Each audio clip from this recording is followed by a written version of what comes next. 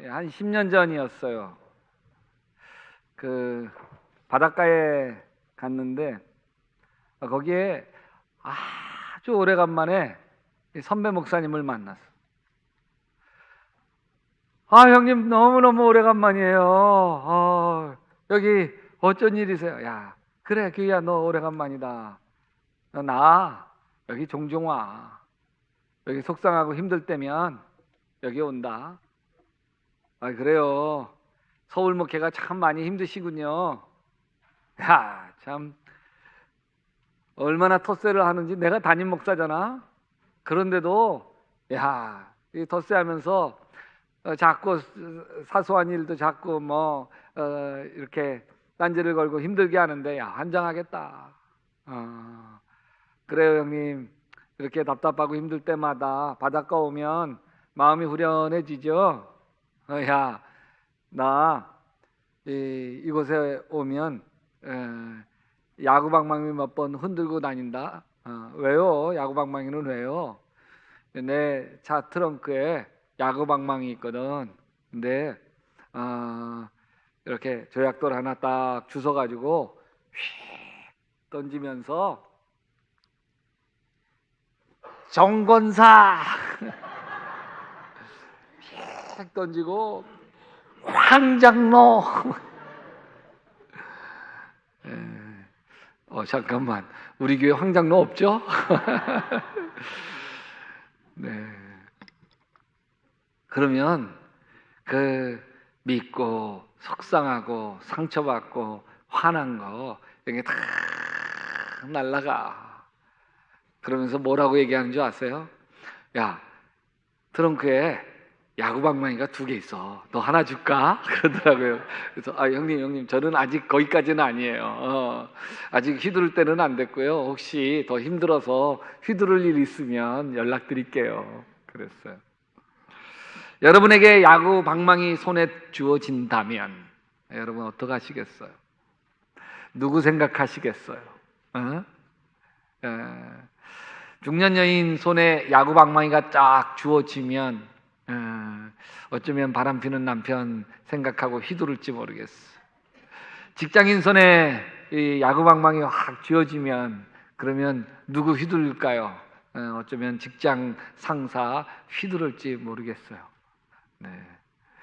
부목사님에게 야구방망이 주면 이게 갑자기 아찔하네요.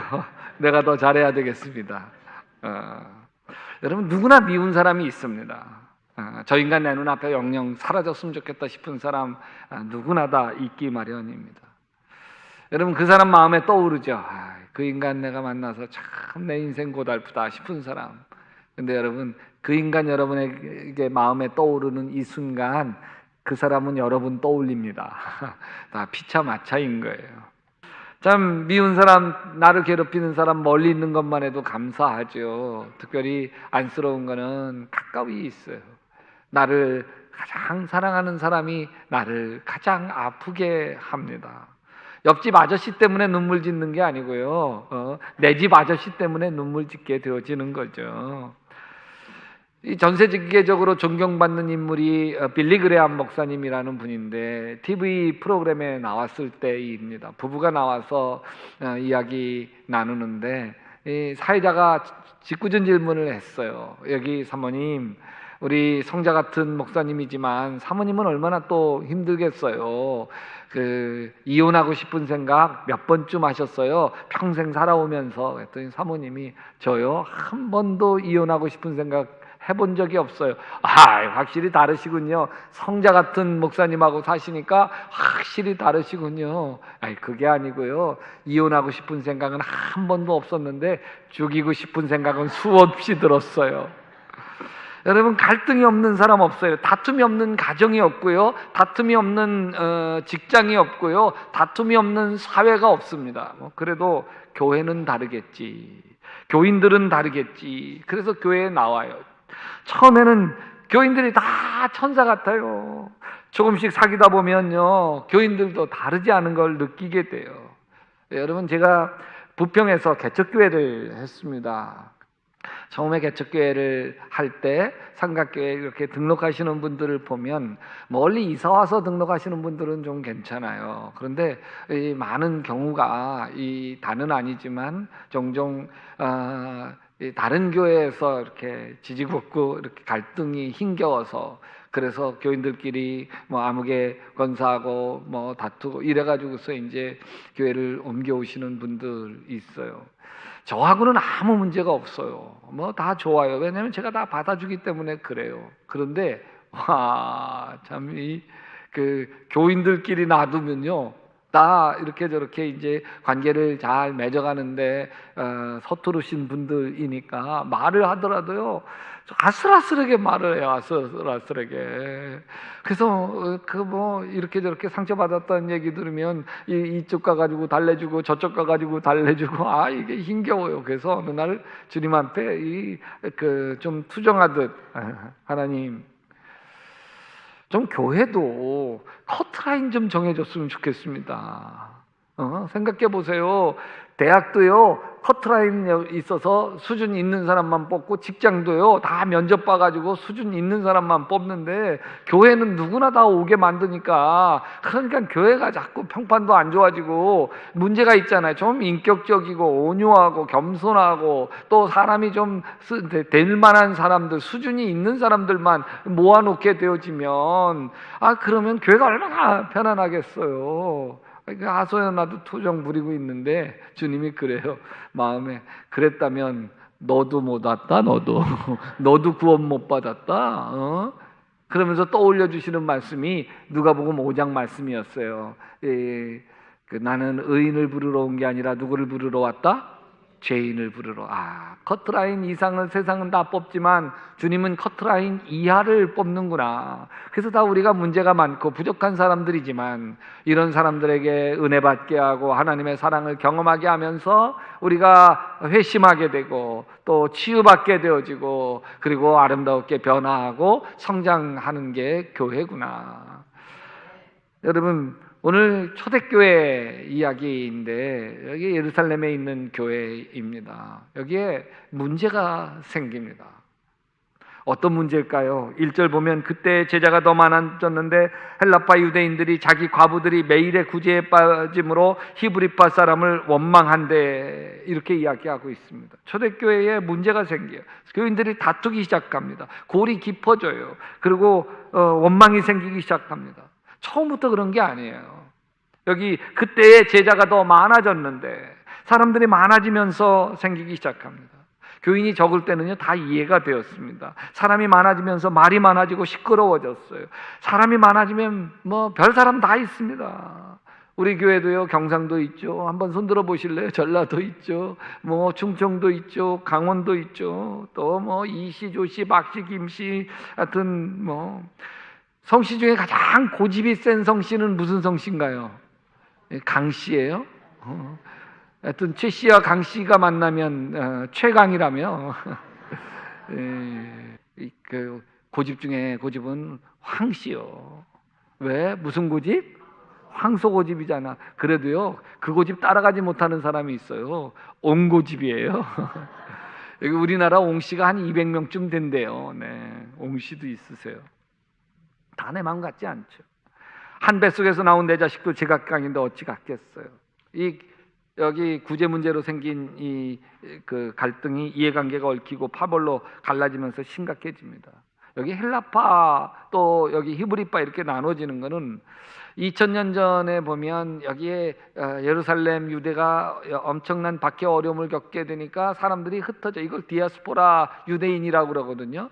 흩어져서 지내는데 흩어져서 사는 것도 괴롭잖아요. 그래서 다시 이제 고향으로 돌아옵니다.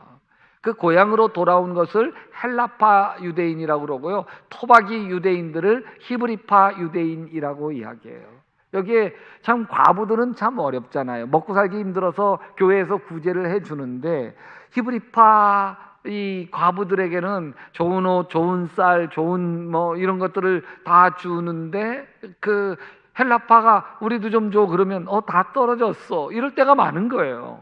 그러니까 구제에서 자꾸 이렇게 소외되어질 때가 많으니까 헬라파 과부들이 마음에 속상해요. 똑같은 교인인데 왜 저러지 싶습니다. 그래가지고서 이 헬라파 사람들이 다 화가 나기 시작했어요. 그러니까 뭐 교회가 쭉 갈라지는데 헬라파와 히브리파가 나눠집니다. 교회 앉는 자리도 다 히브리파, 헬라파가 나눠서 앉고요. 그리고 뭐 서로 얘기를 나눠도 히브리파는 히브리파끼리, 헬라파는 헬라파끼리 그렇게 나누기 시작을 합니다. 밥을 먹어도 서로 나눠서 먹고. 근데 헬라파가 많겠어요? 히브리파가 많겠어요? 히브리파가 훨씬 많아요. 12 제자들도 다 히브리파입니다. 그러니까 이 분배를 나누는 사람도 히브리파예요. 손이 안으로 굽지, 안으로. 교회 실세들이 다 히브리파니까요. 히브리파 과부들이 덕을 보는 거예요. 똑같이 못 먹고 똑같이 못 입고 살 때는 불평이 없었지만 누구는 더 받고 누구는 덜 받으면서 갈라지기 시작한 거죠. 여러분, 갈등이 하나도 없는 교회는 세상에 없어요. 우리 교회뿐만 아니라 저 예루살렘 교회도 2000년 전 교회도 마찬가지였던 거죠. 갈등이 없는 교회는 오직 하나, 천국에 있는 교회만이 가능한 거예요. 근데 여러분 보세요. 행복한 교회와 불행한 교회는 문제를 푸는 게 달라. 여러분, 문제가 생겨요. 이럴 때 보면 처음 생기는 유혹은 어떤 거냐? 이럴 거면 다 때려쳐. 포기하고 싶은 유혹이 생기게 되죠. 갈등이 생긴 것이 구제 때문이에요. 구제 때문에 시험 들고 구제 때문에 파벌이 갈라집니다. 이럴 거면 다 때려쳐. 과부들을 구제하는 걸 포기해버리면 이 시끄러웠던 문제 없어질 거 아닙니까? 아니, 우리가 다 복음만 전하면 되지 돈 나눠주면서 쓸데없이 욕을 먹을 필요가 뭐 있어. 다 그만둬. 안 그래요? 이런 게 손쉽게 갈등을 해결하는 것 같지만 해결이 아니에요. 갈등 때문에 포기하는 거예요. 교회 안에서도 시험이 생길 때 가장 손쉬운 방법 때려치는 거예요. 나 속장 안 하면 되잖아. 골치 아프게 내가 왜 속장해. 나 선교회장 안 하면 되잖아. 내가 내 시간 들여서 뭐 내 돈 쓰면서 회장하는데 이렇게 욕먹고 해먹어? 뭐 하래? 안 해. 나 안 해. 가장 쉬운 방법 같지만 해결책이 아니에요. 사단이 의도한 대로 되는 거예요. 여러분, 부부도 삐그덕거려요. 마음이 갈라져요. 말만 시작하면 다툼이 되어져요. 깨끗하게 갈라서자. 이렇게 살아서 뭐해? 애들한테도 이렇게 싸우는 거 보여주느니 갈라서는 게 훨씬 나아. 여러분, 갈라서고 나면요 이제 둘이 싸울 일은 없어요. 해결된 것 같아 보여요. 그러나 그것은 부부 간의 갈등을 포기한 것이지 해결한 게 아니에요. 시험 문제는 풀어야 돼요. 머리 끙끙끙끙 싸매고도요 문제는 풀어야 됩니다. 그래야 실력이 늘지. 부부 문제도요 풀어야 실력이 늘어요. 사랑의 실력이 늘고, 아멘, 서로 이해하는 실력이 늘고 서로 용서하는 실력이 늘어나는 거예요. 아이고, 이 남자 포기하고 나면 더 좋은 괜찮은 남자 기다리나요? 천만에. 여우 피하다 누구 만나? 호랭이 만나요. 또 쓰레기차 피하다가 무슨 차에 치여 죽어요. 직장에서도 갈등이 생기면 폼나게 사표 내버리면 끝날 것 같고, 인생살이 고달퍼도요 깨끗하게 세상 포기해버리면 끝날 것 같지만 이건 갈등을 해결하는 게 아니라 더 큰 고통을 안겨줍니다. 사단이 원하는 것이죠. 여러분, 예루살렘 교회는요 구제를 포기하지 않습니다. 때려치지 않아요. 더 잘하려고요. 더 잘하려고 구제 사역을 더 잘할 수 있을까를 의논해서 집사들을 세웁니다. 여러분, 포기하지 마시기 바랍니다. 아무리 속상하고 힘들어도 포기하지 않고, 주님이 포기하지 하시니 포기하지 않게 되시기를 주님의 이름으로 축원합니다.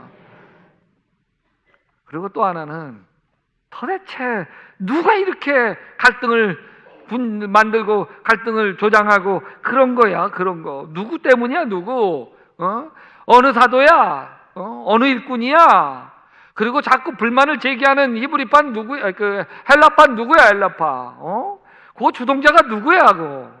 교회 덕이 안 되게 없으면 없는 대로, 뭐 있으면 있는 대로 해야 할 일이지. 근데 여러분, 그렇게 무언가를 책임 소재를 캐 묻는 것으로 문제를 사도들은 해결하지 않습니다.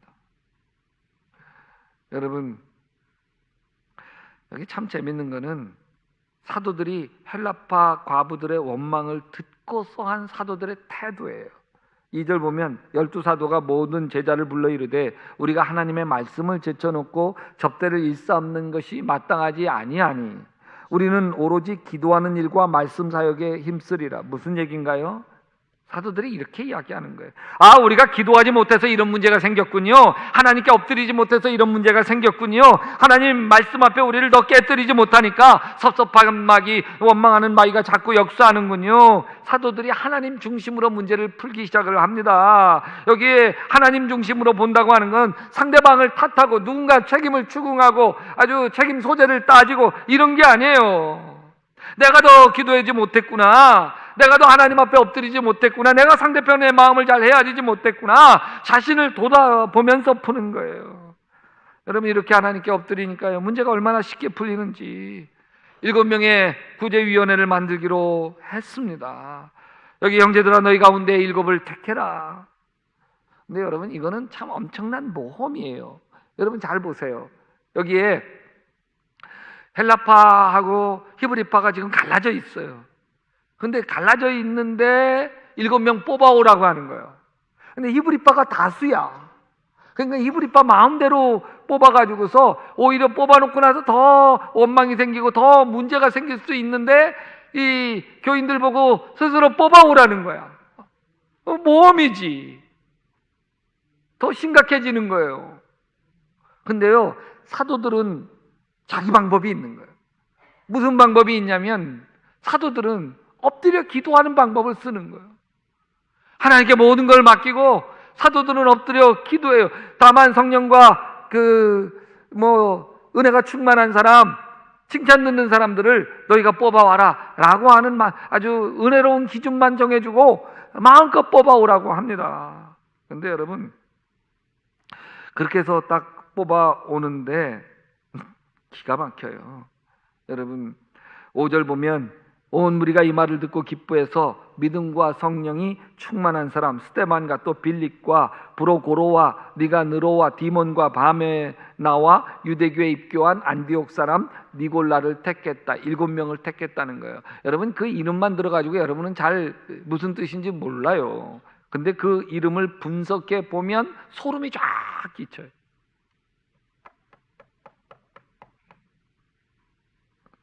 왜냐하면 7사람 이름이 다 헬라식 이름이에요.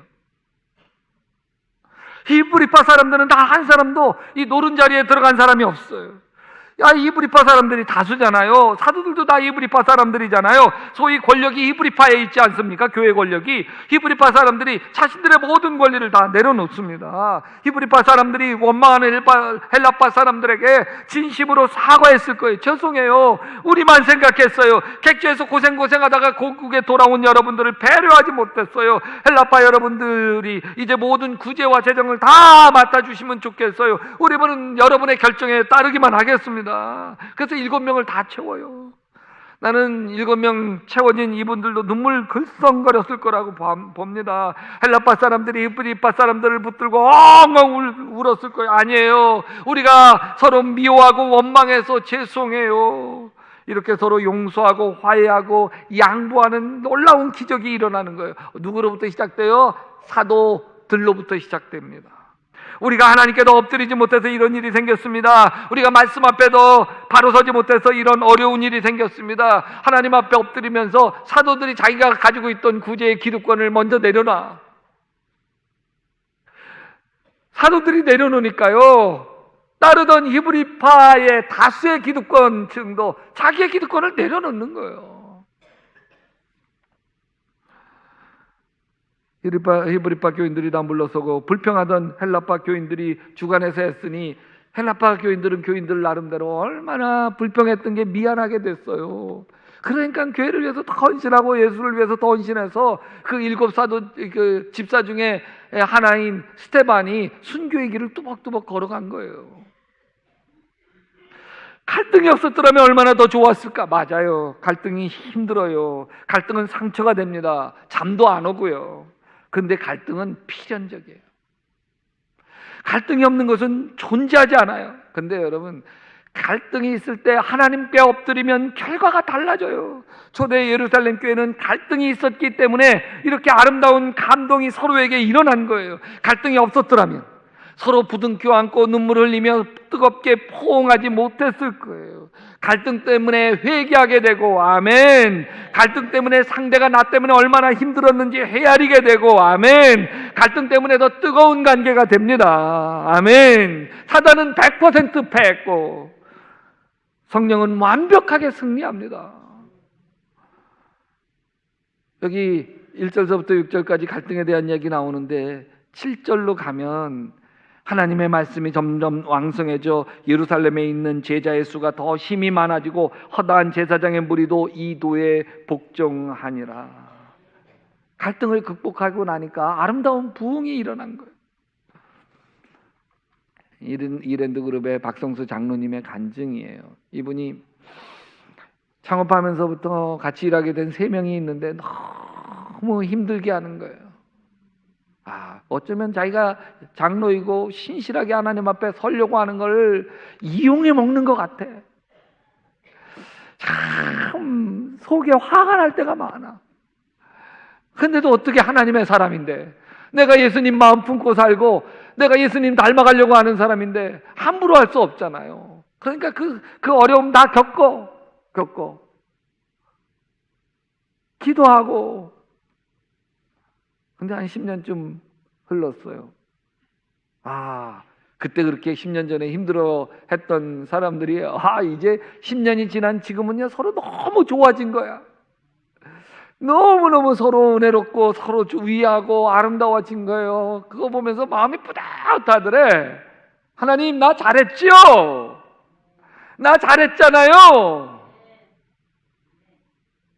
참아주고 기도하고 그냥 있는 모습 받아줘서 저 사람들이 저렇게 달라졌으니 나 잘했죠?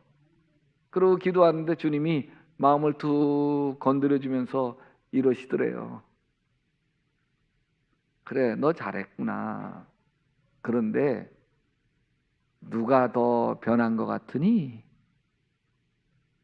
누가 더 변한 것 같으니? 누가 더 좋아진 것 같으니? 저 3명이 더 좋아진 것 같으니? 아니면 네가 더 좋아진 것 같으니? 돌이켜보니까 자기가 더 좋아졌다. 자기가 더 넓어졌고, 자기가 더 겸손해졌고, 자기가 더 온유해졌고, 자기가 더 예수님을 닮아가게 되었더래. 무엇 때문에? 저 3사람 때문에. 저 3사람이 자기를 힘들게 한 것 때문에. 이게 하나님의 계획이었구나. 여러분, 야구방망이 확 휘두르고 싶은 사람 없으십니까? 저 인간 내 눈에서 사라졌으면 좋겠다, 안 보면 그만이다 싶은 사람이 없으십니까? 주님이 다 아세요. 그 사람 때문에 얼마나 속상했는지, 얼마나 억울한지, 힘겨운지 우리 안에 계신 예수님은 다 알고 계십니다. 억지로 용서하라고 하지 않으세요. 가까이 가면 더 상처만 받는데 억지로 더 가까이 가야 한다고 말씀하시지도 않으세요. 주님은 여러분에게, 우리에게 지금 이 시간 이렇게 이야기합니다. 다 안다, 다 알아. 내가 얼마나 아팠는지 내가 다 안다. 내가 얼마나 밤잠을 설치해야 됐는지, 자다가도 벌떡벌떡 일어나야 했는지 내가 다 안다. 내가 울 때 나도 울고, 내가 아플 때 나도 아팠다. 내가 가슴을 칠 때 내가 가슴을 찢었다. 사랑하는 딸아, 사랑하는 아들아, 내가 너를 도와줄게. 내가 너를 도와줄게. 다만 포기하지 마라. 안 보면 그만이라고 포기하지 마라. 갈랐으면 그만이라고 포기하지 마라. 내가 도와줄게. 여러분, 우리도 이렇게 기도해 보시지 않으시겠습니까? 예수님, 나를 도와주시옵소서. 나를 힘들게 하는 저 사람을 내가 있는 모습 그대로 받아줄 수 있도록 예수님의 마음을 부어 주시옵소서.